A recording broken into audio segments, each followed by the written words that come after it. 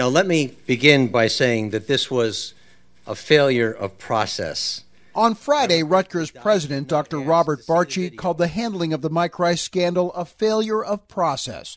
But there are many who see it instead as a failure of his leadership. Barchi acknowledged he was told in late November that the video of Rice included clips of the former head coach getting physical with his players and using homophobic language. And yet Barchi still didn't ask to see the tapes himself, not even the half-hour edited DVD that former Rutgers assistant Eric Murdoch first took to athletic director Tim Pernetti in late November.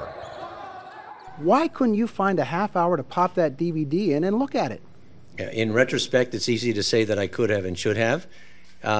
What I heard was that my chief counsel was there looking at it and giving his expert opinion, as was an outside counsel, as was my AD. This is one where I dearly wished I had. It would have been exactly what I did when I saw it. I saw it at 10 o'clock at night. The next morning, the coach was fired. You acknowledged here today, sir, that in late November or early December, Mr. Pernetti shared with you that there was a homophobic slur on that tape. Why didn't you ask at that point to see the tape?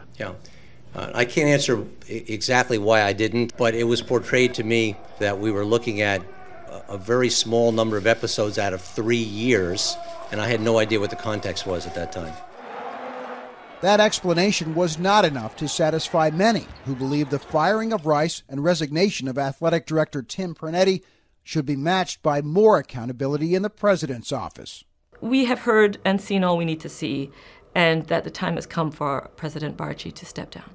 Professor Belinda Edmondson represents dozens of faculty members at Rutgers who've called for Barchi's resignation. Whether President Barchi heard it on tape or whether the athletic director communicated this to him, and they let it pass with a slap on the wrist, essentially. A suspension for 3 games is nothing. If I laid my hands on a student, if I called a student those names, they should kick me out the door before I could take another breath. On Friday, Rutgers released details of a 50-page school report, which, among other things, revealed Pernetti received complaints about Rice's behavior months before Murdoch brought him videotape evidence. And Pernetti, in his resignation letter, said his first instinct when he saw the tape was to fire Rice immediately, but that he instead was asked to follow an internal process.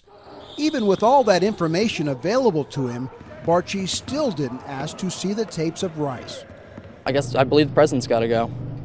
Rutgers junior Ryan Downey is a former student manager on the Scarlet Knights basketball team and for 4 months had a front row seat at Mike Rice's practices. I feel like between the president and Tim Pernetti, someone's not telling the full truth, and I feel like if someone's not going to confess and step up to it, we just got to start over. On the morning of athletic director Tim Pernetti's resignation, dozens of athletes turned out to show their support for the man who helped lead Rutgers into the Big Ten Conference. And Barchi is also not without his own supporters. More than 36 faculty members signed on to a letter praising Barchi's leadership as Rutgers integrates a new medical school. And on Friday, New Jersey Governor Chris Christie and the chairman of the Rutgers Board of Governors offered their support for the embattled president. But at the end of the day, he has to run this place day in and day out, and I think he's the right person to run this place for many years to come. More than 4 months after he first heard about the video evidence of Mike Rice's behavior at practices, Barchi finally watched the DVD himself.